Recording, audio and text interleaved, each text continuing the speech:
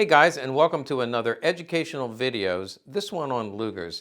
I'm Tom Whiteman, and today I'm going to do some time travel with you. Here's the reason. Have you ever looked at one of these guns, these classic military guns, and thought, I wonder what this looked like the day it left the factory? Well, that's what we're going to do for you today, because we're going to go back in time.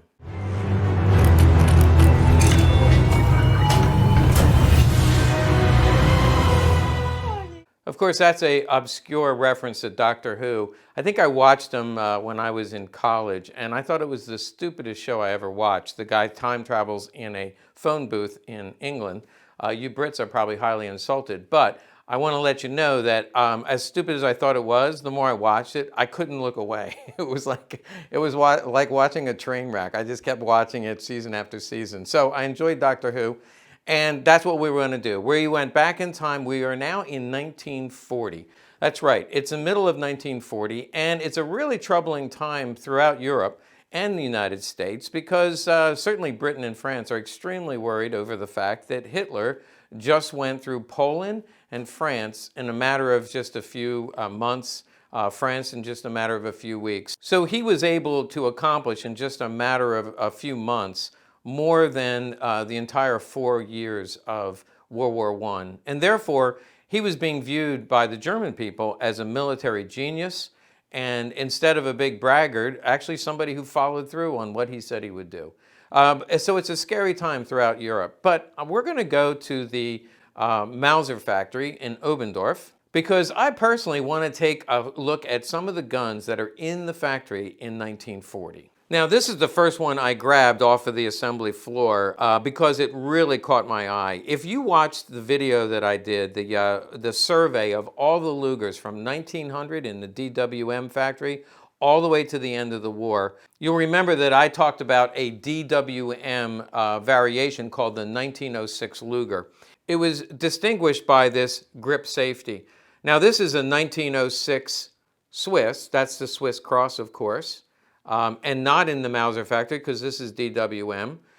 It was made in 30 caliber, but the Swiss like this configuration. They like the grip safety, and they of course like their logo on it, but they like the longer barrel in 30 caliber. And the reason this one caught my eye is because it's in the Mauser factory in 1940. And the configuration is distinctly Swiss. So let's get rid of this, not part of the Mauser factory. Just a variation that was very unique back in 1906. But why in the world in 1940 are they making one with a grip safety? Well, this is a special order by the Swiss, a commercial gun, and just take a look at this finish. Look how the straw blue is a bright yellow. Now this gold or yellow filler is probably not factory. Somebody added that, so we'll blame one of the workmen in the factory for adding that. I don't believe that was factory. We not only see the grip safety, but you see the fire blue on the grip screws and on the toggle. At the top of the toggle link, you'll see there's fire blue there. Just look at the finish on this. This is amazing. Also, look at the back strap. You remember on the Swiss, in 1906, they didn't have a stock lug. And sure enough, see, there's the Swiss one, and there's the Mauser one, no stock lug. So the Swiss ordered it in 30 caliber. The factory was no longer making 30 caliber, and so, but the Swiss for some reason liked it. I guess because they were a neutral power, they didn't want to stop anybody. So there's no stopping power with the 30 caliber. The German military used the 9mm. That's just a joke, by the way. Highly respect the Swiss. If we take the grips off, we'll see the grips are numbered to the gun. And I mostly just wanted you to see this finish because this is what this gun looked like when it left the factory. By the way, you can see the serial range. So there was only about 250 made for the Swiss in this serial range, 250, maybe 300. And they're all crown end. If you'll notice right here above the serial number, you see the eagle end. That's how we know it was 1940, because in 1940 they went from crown end to eagle end. This gun was made in 1940. It has the Nazi eagle end, and there's only 15 of these known. So only 15 known, And this is probably one of the nicest Lugers I've ever seen. And you can see the diameter caliber would be 30 caliber. The factory not only had that rare gun that caught my eye, but also this one. Again, the day it left the factory, this is the gun. Just incredible. Look at the grip straps. They're just, you know, when you hold these with sweaty palms, the finish disappears, gets corroded very, very quickly. Also, when you hold these grips, this blonde wood turns brown and even oily very quickly. You oil them up, you get your hands all oily. I wipe these things down several times a day, and so they just never look like this. But this is the way it looked like when it left the factory. Of course, in 2020, we don't see them like this anymore unless you go to Legacy Collectibles. But in 1940, there's a lot of them in the factory. You do see the Mauser banner, which means it has to be either police or commercial. Since this one does not have the sear safety and does not have a police marking on the frame, this has to have been a commercial gun. Again, just above the serial number, you see the Eagle N. You see the date on top. That's another good way to know that it was made in 1940, much easier. This one has a numbered magazine, which just is a few digits off. So one of the workmen in the factory screwed up when they didn't realize I was coming today, and they put the wrong magazine in that one.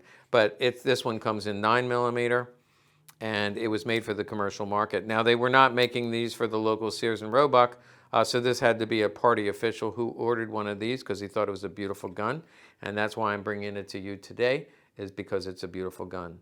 But they also had military pistols, which is actually near and dear to my heart. Actually, anything minty like the ones we've just seen, I would love to buy anytime I can get them.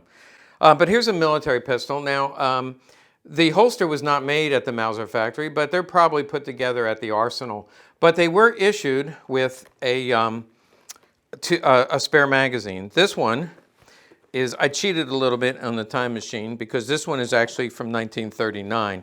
But it was one that I saw right away, and this is pretty much the way it left the factory. Notice a little bit of wear on the hump, so we know it was made last year and not in the factory 1940. Here, I'll just show you a quick difference. Look at the hump. That's the first place you get wear because it sticks out and rubs on the holster. So the 1939 military has a little bit of wear. You can see that the grips are almost as nice, but not quite. On the military one, you can see they used a military code. Again, if you watch the survey of guns of Lugers, I mentioned the fact that Hitler had to use military codes to hide where the factory was made. They were allowed to make commercial guns, but he was actually violating the Treaty of Versailles. But by 1940, he had torn it up anyway. So he still used the military code of 42.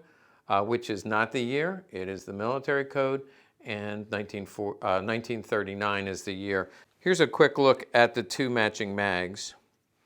The most common things that people fake on these guns are the mags. I can tell, but it's taken me a long time.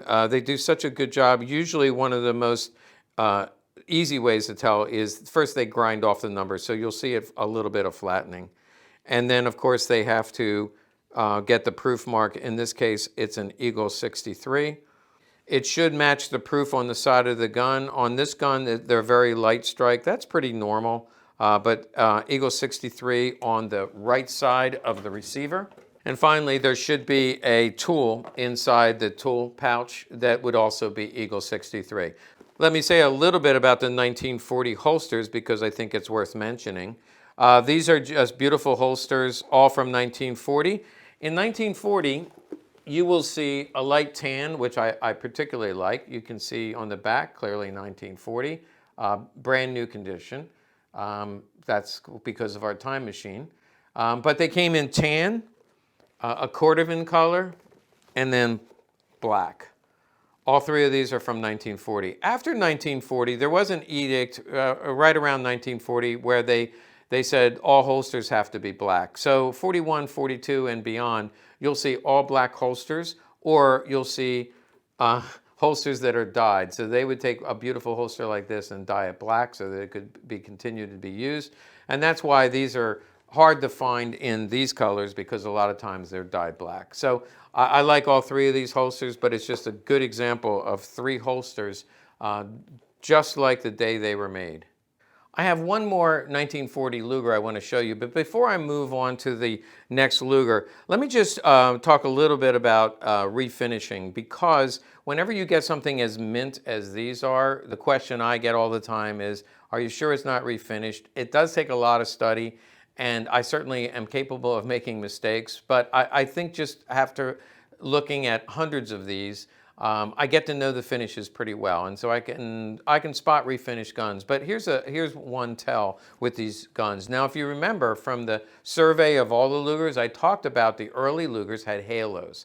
Some of you thanked me for that tip, and some of you said, I'm not even able to see it. But the halos, you have to go back and watch that video. I highly recommend. This is the video that goes from all the Lugers from 1900 to 1945. But I also mentioned that around 1937, they changed the bluing process, and now there's no longer any halos on the bottom of the barrel. Let's take a look. So this is the 1939. The commercial Luger actually doesn't have a numbered barrel, but the 39 has a numbered barrel, and you don't see any halos here. So what do I look for to make sure it's not refinished? Well, the hump, obviously. Hump? What hump? The hump on the side plate will typically have a little bit of wear, but on this one it doesn't, so that might throw me off. Am I sure it's original? Here's another thing that you will always need to look for. On the back, and this goes for all Lugers from 1900 on, when you shoot it, the back of the toggle will hit right there, and you can see where it hits, even if it's only been fired a few times. Now, having given you that little secret, of course, if you get a gun that doesn't have it, you can go put a couple clips through it. But as nice as this gun is, you can see the marking on the back. The other thing you want to look for is right inside here. And in order to do that, I'm going to take the slide off of the frame and look right here. Basically, this toggle link will roll on the back of the frame. So you want to see the roll marks and the impact mark on the back. Let's go back to this Swiss gun that is incredible. You do see little hit marks there, and you see definite roll marks. When I take the slide off, you can see the definite roll marks. So that helps. Of course, fakers can do that as well. So you just really need to know these finishes. But I mentioned I have one more Luger, and then, hold on, I have an incredible find. So don't go away. This will rock your world. So after this Luger, I have one more thing to show you. Really, it's worth the cost of this video. So it's 1940, and we're just not too far away from the Obendorf factory is Suhl. And in Suhl, Germany, they make the Krieghoff. This is a 1940 Krieghoff. Best way to tell is you look at the top. Remember in my survey of Lugers, I said that's the Krieghoff logo. It does not mean Navy. These actually went to the Air Force. You can see that they have the Luftwaffe. I said Air Force. Basically, in Germany, it was the Luftwaffe. And they're having a heyday in 1940 because they're ruling the skies over Europe and having their way against the other armies. But Luftwaffe is doing very well in 1940. This is a gun that looks pretty much the way it looked the day it left the factory. You'll notice the black plastic grips. They started in 1940. You see the straw parts, beautiful straw parts. You can see how nice the finish is. Now, one thing about a Krieghoff, they also, because they tend to be so nice, the Luftwaffe wasn't out on the Eastern Front fighting on the ground. A lot of these were used by paratroopers or pilots, and therefore you don't see a lot of use. But here's one way to tell that a Krieghoff has not been refinished. I take a look at what I call the ears.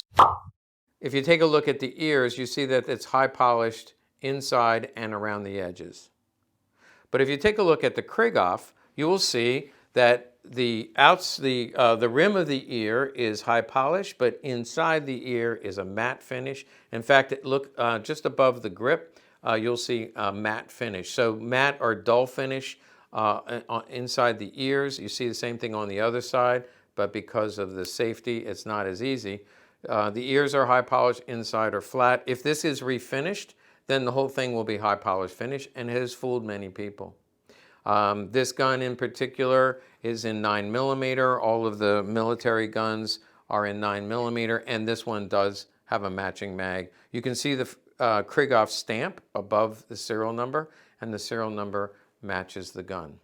So this is what a Krieghoff in 1940 looked like the day it left the factory. That's a stretch. There's a little bit of wear on this one, but it's still what I would consider a 99% all original gun. All right, the moment you've all been waiting for. I'm so excited to show you this. I was trying to figure out when I can show this gun to you because it's just phenomenal. It's a museum piece. And I got this a couple years ago. I probably should do a whole video on it. But if you'd like to see more, please comment that you'd like to see more. Here we have a G3340, also known as a Mountain Carbine. Now this is in 1941, so we're going to fast forward in our time machine, and we're headed over to Czechoslovakia, where this gun is being made. And here it is. Now, I can't help but smile when I pick this thing up.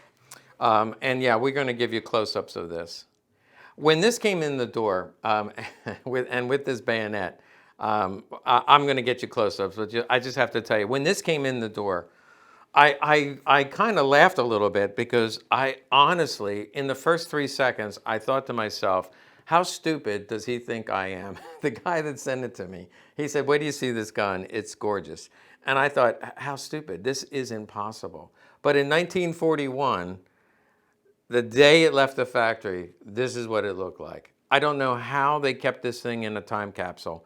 I've shown it to a lot of experts, and I've looked into the history of this gun, and I'm absolutely convinced this is 100% original. I can never sell this gun. If it ever leaves my possession, it's going to have to go to a museum because it truly is a timepiece. Let's take a look. First of all, we take a look at the wood. And it's just absolutely phenomenal. There are a few little dings, and there's a little black mark, a little schmutzy, as I like to call it. People say, what's a schmutzy? Well, it just is a little imperfection. But look at the Waffen stamps. Again, they're so crisp and clean, one might think, well, maybe it's not real. But then take a look at the metal. Just look at this receiver, the black finish. This little, what looks like a schmutzy here is not. That's actually where they stamped the Czech Lion. It is dated 1941. DOT is the factory code. Even this leather strap, you can see it's almost like new. Look at the metal on the bottom, brand new.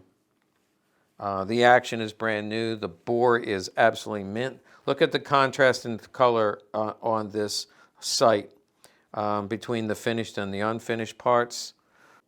Moving all the way up to the barrel, it still has the rubber dust cover or snow cover since it's a Mountain Carbine. The cleaning rod looks like it has hardly, not even been pulled out. There's not even a scratch mark. If I pull the bolt back, you can see down inside there, it looks like it hasn't even held around. That's why you could never fire this thing. The minute you put a bullet on it, it would make a scratch mark on the follower. So we won't do that, but just take a look at this thing. Really, this is a museum piece. It is incredible, exactly the way it looked the day it left the factory in 1941. And it came with this bayonet. Now, the frog is not down inside there because I actually have to bend the leather a little bit, and I don't want to. I also don't want to fasten the top strap, because if I fasten it, it'll make little cracks and crevices in the leather, which I don't want to do. You can see a proof mark right at the top that is just absolutely crisp. You can see inside where it fastens, there's not even a scratch mark, where normally as soon as you put it on the gun, it'll make a scratch mark. Now, I don't want to do this very often, but I'm pulling this out a little ways so you can see it. Because if you take a look at this blade, not even a mark on it. Up there, I just made a mark. There's the scratch mark. So that's why I don't want to do it. I'm just going to leave this like this, but I want you to look at it, and then I'm going to put it away for another couple of years. You can see the maker is DOT, and we don't want to put any more scratch marks on it. So this truly is a time warp. we have items from 1940 and 1941 that look exactly the way they did when they left the factory. Well, that was fun for me. I hope you enjoyed it. We'll have to do some time travel when I get anything like this again. This time we've mostly focused on Lugers, but I have other beautiful guns to show you. I really appreciate you watching and sharing these treasures with you. Please don't write and say how much. These are not for sale. Like I said, I'd rather see them go to a museum so people can enjoy them. But it was really my pleasure to bring them to you today. Thanks for watching. Make sure you like and subscribe. Tell some other people about this channel, and we'll bring some more really cool stuff to you.